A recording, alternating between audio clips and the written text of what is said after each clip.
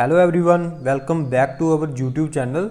तो अगर आप 10th पास हो तो एमटीएस की पोस्ट के लिए आपको 50 से 55 हज़ार तक सैलरी देखने को मिल सकती है अगर आपकी इंडियन नेवी में सिलेक्शन हो जाए तो। इंडियन नेवी की तरफ से बहुत सारे ट्रेड्स की वैकेंसी निकाली गई हैं और सबसे पहले मैं आपको बता दूं कि इसके लिए ना ही आपकी कोई रनिंग होगी, ना ही आपका कोई फिजिकल कंडक्ट करवाया जाएगा और इसके लिए पीडब्ल्यूडी कैंडिडेट भी अप्लाई कर सकते हैं।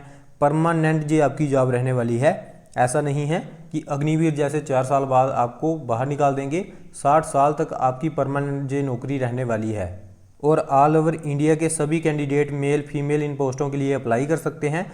तो ये बहुत ही अच्छा मौका है आपके लिए। बीच में कुछ ऐसी पोस्टें भी हैं जिनकी सैलरी 90 से 95 हज़ार तक भी आपको देखने को मिलेगी। बात करें एज लिमिट की तो 18 से लेकर 40 साल तक आपकी एज लिमिट रहने वाली है। नंबर ऑफ पोस्टें आपको 1000 प्लस देखने को मिल रही हैं।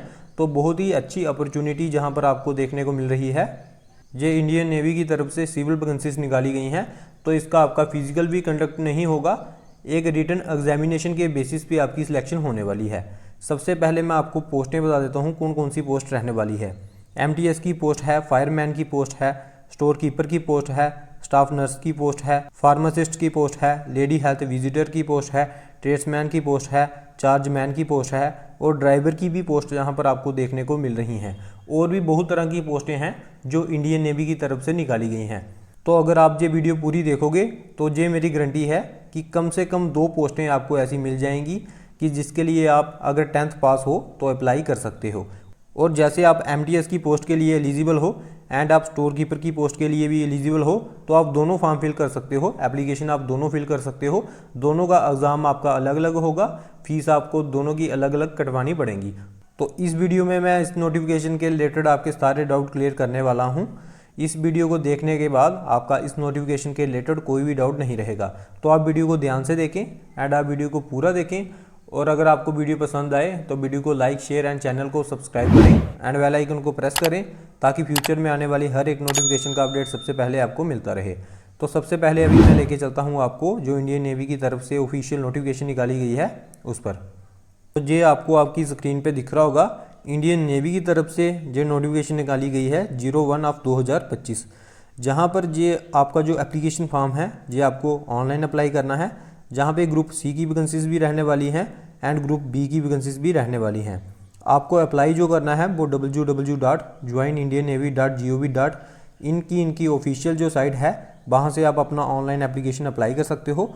उसके बाद हम जहाँ पर बात करेंगे, जहाँ पर इन्होंने बताया है, जहाँ पर इन्होंने जैसे स्टाफ नर्स की वैकेंसी हैं, उसके बाद जहाँ पर आपको दिख रहा होगा जहाँ पर इन्होंने बताया है कि ये जो वैकेंसीज हैं जहाँ पर कमांड बताए हैं इन्होंने वेस्टर्न नेवल कमांड।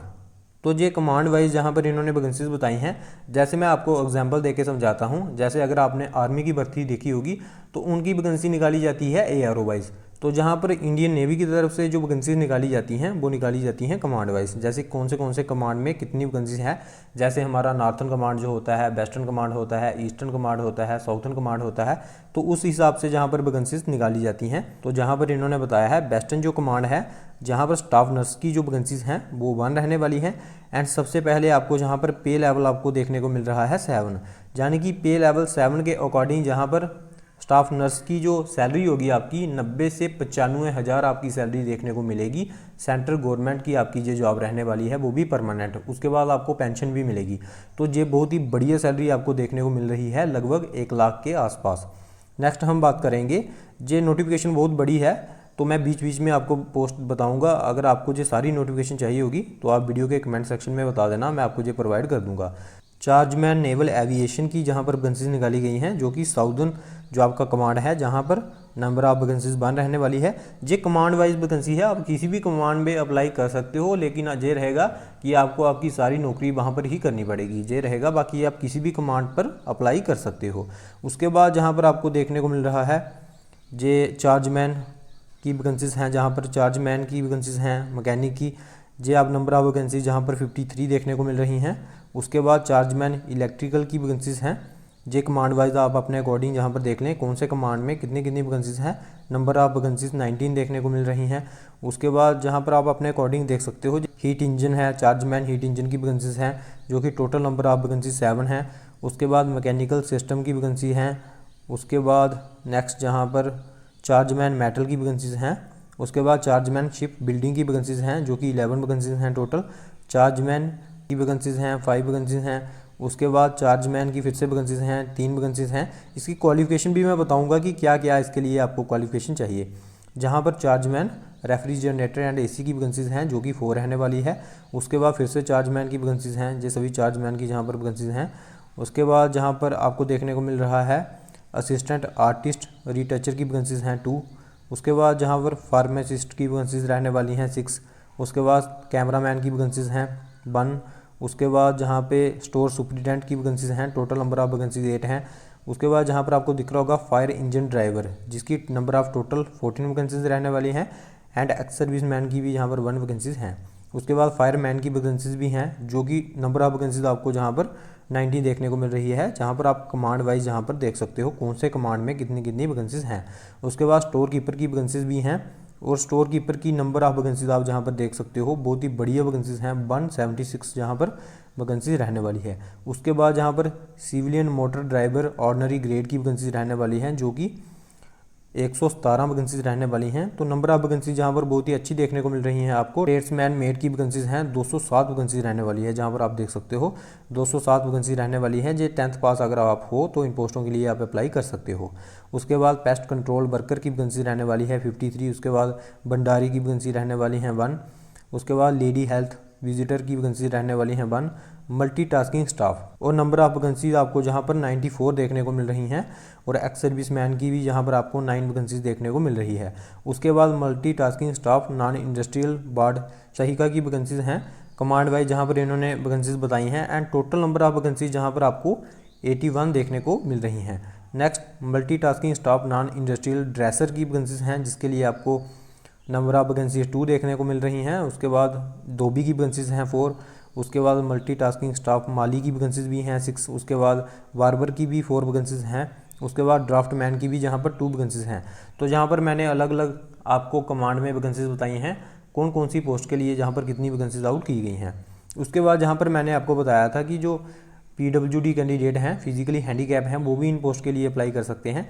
तो जहाँ पर उनकी कैटेगरी बताई है कि कौन कौन से PWD कैंडिडेट अप्लाई कर सकते हैं। तो ये नोटिफिकेशन आप बता देना, अगर आपको चाहिए होगी वीडियो के कमेंट सेक्शन में मैं आपको प्रोवाइड कर दूंगा, ये आप अपने अकॉर्डिंग देख सकते हो। यहाँ पर हर अलग अलग पोस्ट के लिए इन्होंने क्राइटेरिया बताया है। नेक्स्ट हम बात करेंगे जहाँ पर जो भी इंपॉर्टेंट पॉइंट्स होंगे इस नोटिफिकेशन पे वो मैं कवर करूँगा। उसके बाद हम बात करेंगे एज लिमिट की। तो हर पोस्ट के लिए जैसे अलग अलग पोस्टें हैं तो अलग अलग पोस्ट के लिए आपकी एज लिमिट भी अलग अलग रहने वाली है। जो स्टाफ नर्स की पोस्ट है उसके लिए आपकी एज लिमिट है 45 ईयर।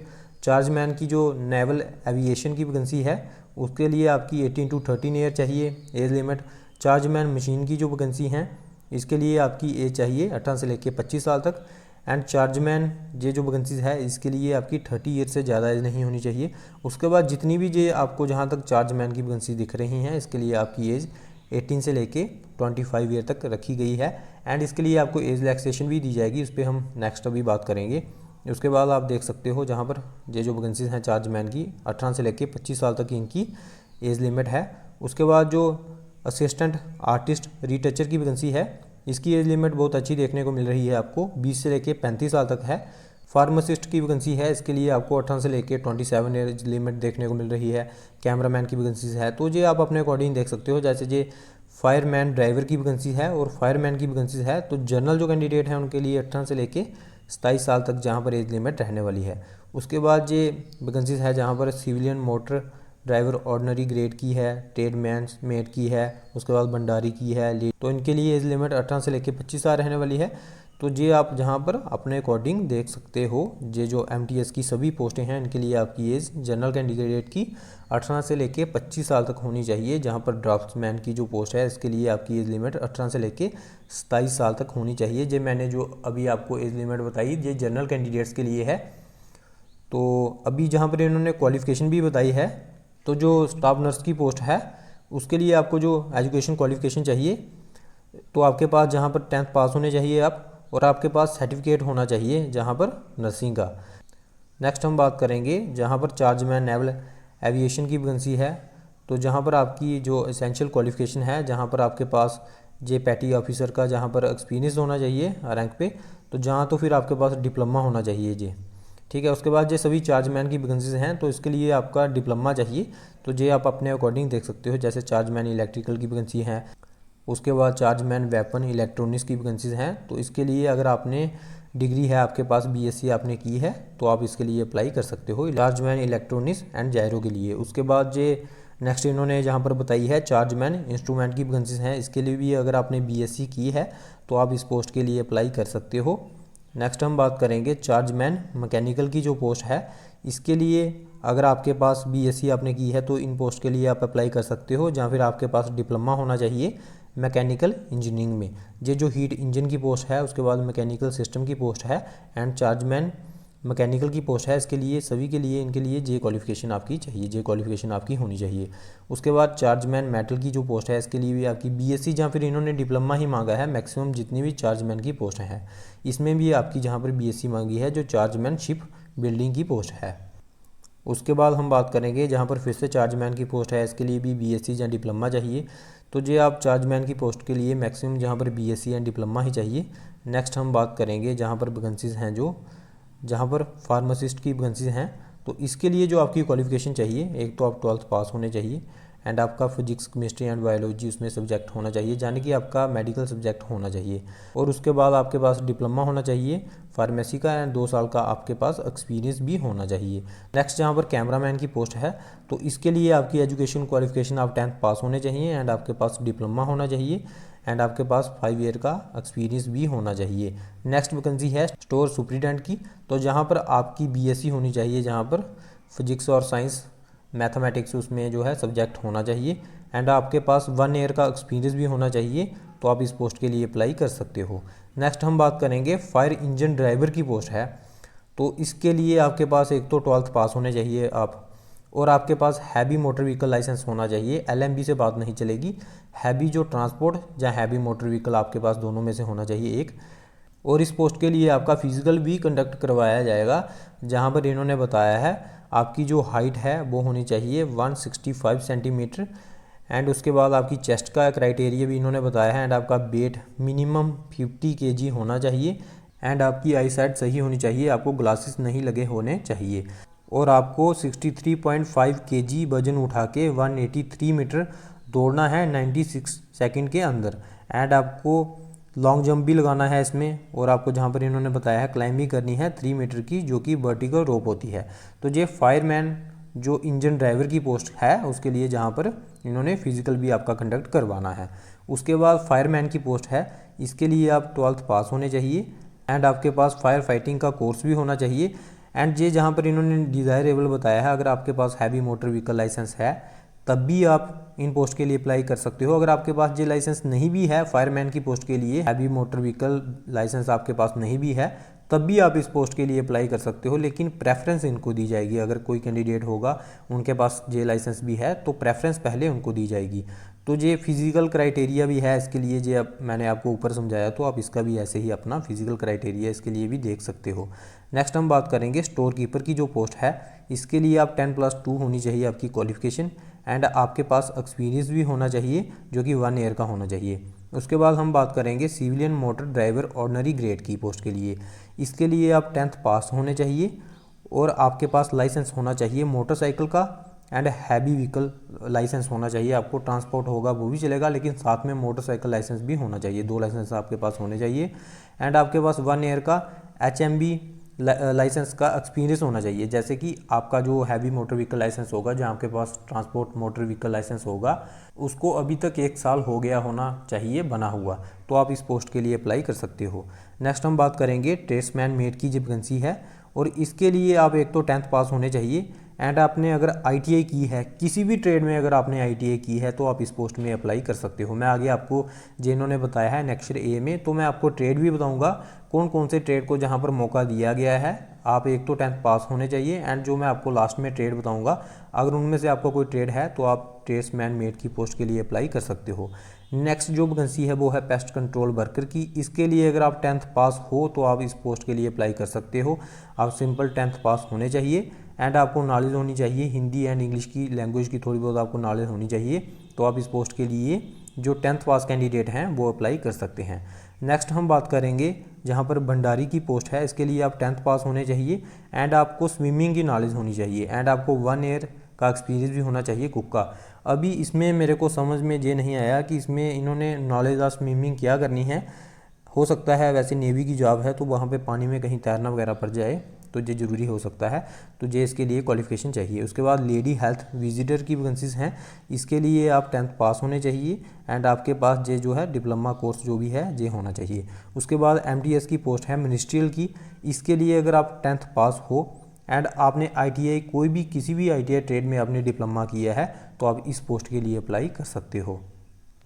नेक्स्ट हम बात करेंगे मल्टीटास्किंग स्टाफ नॉन इंडस्ट्रियल की, तो इसके लिए आपकी सिर्फ और सिर्फ आपकी 10वीं पास होनी चाहिए एंड ये जो ट्रेड हैं इसकी आपको जानकारी होनी चाहिए। जैसे ये जो है ड्रेसर की पोस्ट है इसकी आपको जानकारी होनी चाहिए क्योंकि इसका आपका ट्रेड टेस्ट भी कंडक्ट करवाया जाएगा। आप 10th पास हो तो इसके लिए आप अप्लाई कर सकते हो, लेकिन इसका बाद में ट्रेड टेस्ट कंडक्ट करवाया जाएगा। ये जो माली की पोस्ट है, बार्बर की पोस्ट है, धोबी की पोस्ट है, ड्रेसर की पोस्ट है, उसके बाद ये बार्ड सहीका की पोस्ट है, तो इसके लिए आपका ट्रेड टेस्ट भी कंडक्ट करवाया जाएगा। नेक्स्ट जो लास्ट पोस्ट है वो है ड्राफ्ट्समैन कंस्ट्रक्शन की, तो इसके लिए जो आपकी क्वालिफिकेशन चाहिए वो आपके पास सर्टिफिकेट होना चाहिए मैकेनिकल और civil from industrial training institute से, जहाँ फिर आपके पास सिविल इंजीनियरिंग होनी चाहिए, तो आप इन पोस्ट के लिए अप्लाई कर सकते हो। अगर आपके पास 1 ईयर का एक्सपीरियंस होगा तो वो भी आपके लिए सही है, ज़रूरी नहीं है, अगर होगा तो आपको ज़्यादा प्रेफरेंस दी जाएगी। नेक्स्ट जहाँ पर इन्होंने ड्यूटीज़ बताई हैं एंड जॉब प्रोफाइल बताई हैं, जैसे जो स्टाफ नर्स की जो पोस्ट है इसकी क्या ड्यूटीज़ होती हैं, जो चार्जमैन की जो पोस्ट है इसकी क्या ड्यूटीज़ एंड वर्क होता है, तो ये आप अपने अकॉर्डिंग देख सकते हो। हम जहाँ पर मेन जो पॉइंट हैं उन पर बात करेंगे।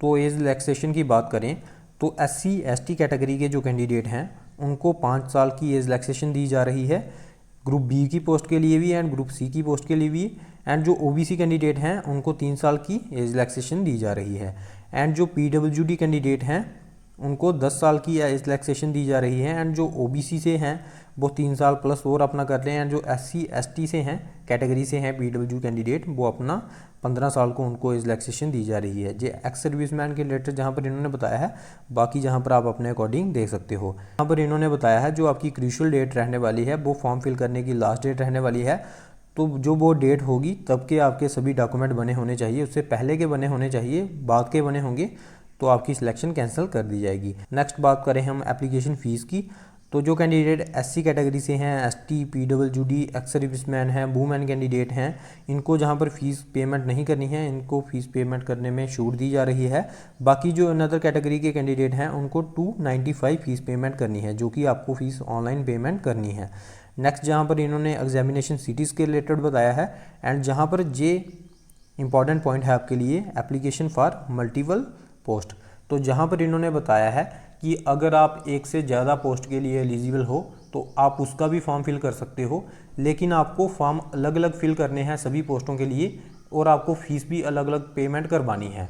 और इन्होंने बताया है जैसे अगर आपने 2 पोस्ट के लिए अप्लाई किया है तो आपका एग्ज़ाम एक ही दिन में दोनों आपके एग्ज़ाम आगे, एक आपका एग्ज़ाम है जम्मू में, एक आपका एग्ज़ाम है अमृतसर में, एक ही डेट को आपका एग्ज़ाम है, तो वो आपको देखना पड़ेगा। इनकी उसके लिए कोई भी रिस्पॉन्सिबिलिटी नहीं है, वो आपको देखना पड़ेगा कौन सी पोस्ट आप चूज़ करते हो, कौन सी पोस्ट के लिए आपको एग्ज़ाम देना है। अगर आपका एग्ज़ाम अलग अलग डेट को पड़ेगा तब तो ठीक है, तब तो कोई इशू नहीं होगा, लेकिन अगर आपका एग्ज़ाम एक डेट को पड़ जाएगा तो आपको इसमें प्रॉब्लम देखने को पड़ सकती है। लेकिन आप अलग अलग पोस्टों के लिए अप्लाई कर सकते हो, फीस पेमेंट भी आपको अलग अलग करनी पड़ेगी, तो ये आप देख लेना अपने अकॉर्डिंग। अगर आप 2-3 पोस्ट के लिए एलिजिबल हो तो आप उन पोस्ट के लिए भी अप्लाई कर सकते हो।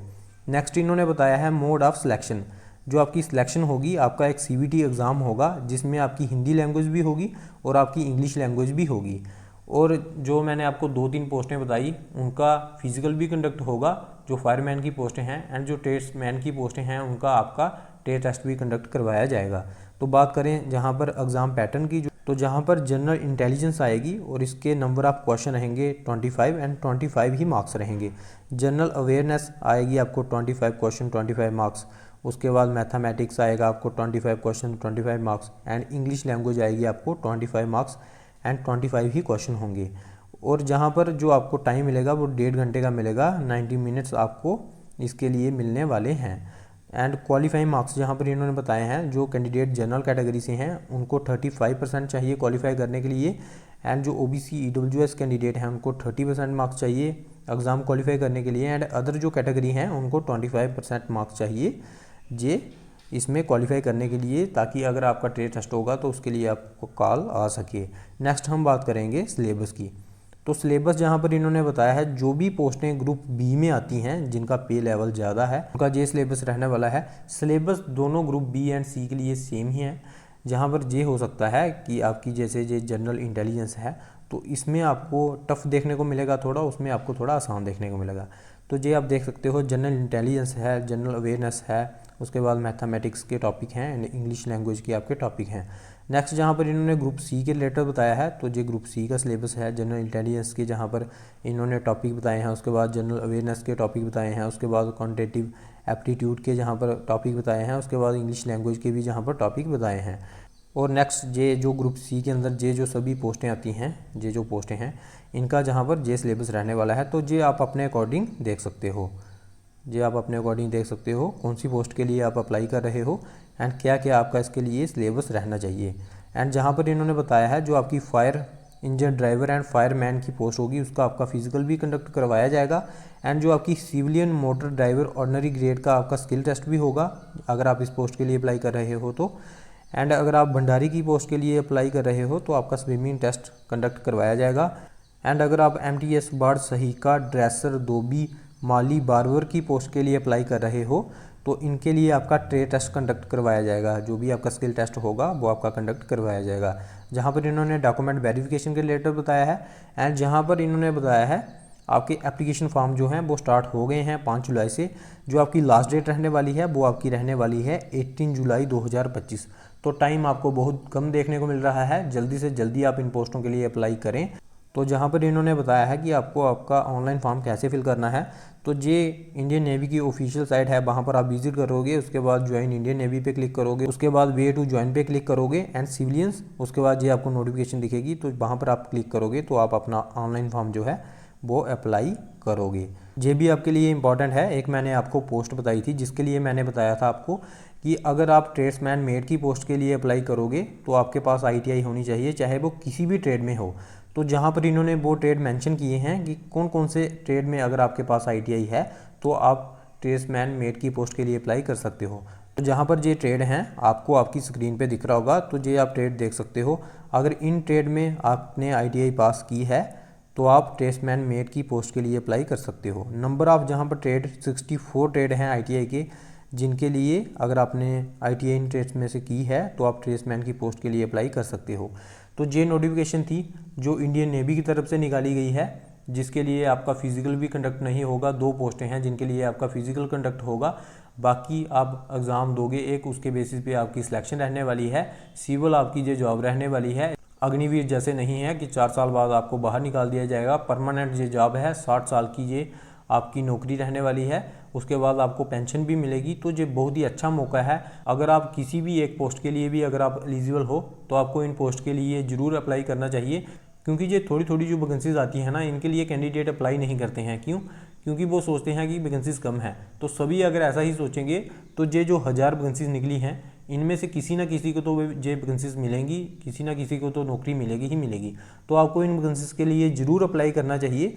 तो अगर आपको इस नोटिफिकेशन के रिलेटेड कोई भी डाउट है, मैंने अपने से जितने भी इस नोटिफिकेशन में इंपॉर्टेंट पॉइंट्स थे वो कवर करने की कोशिश की है, लेकिन तब भी अगर कोई मेरे से पॉइंट्स छूट गया है, अगर आपका कोई डाउट है तो आप वीडियो के कमेंट सेक्शन में बता सकते हो, मैं आपका डाउट क्लियर करने की कोशिश करूँगा। तो इसी के साथ मैं वीडियो को करता हूँ एंड अगर आपको वीडियो अच्छी लगी है तो वीडियो को लाइक शेयर एंड चैनल को सब्सक्राइब करें एंड बेल आइकन को प्रेस करें, ताकि फ्यूचर में आने वाली हर एक नोटिफिकेशन का अपडेट सबसे पहले आपको मिलता रहे। Thank you for watching. जय हिंद, जय भारत।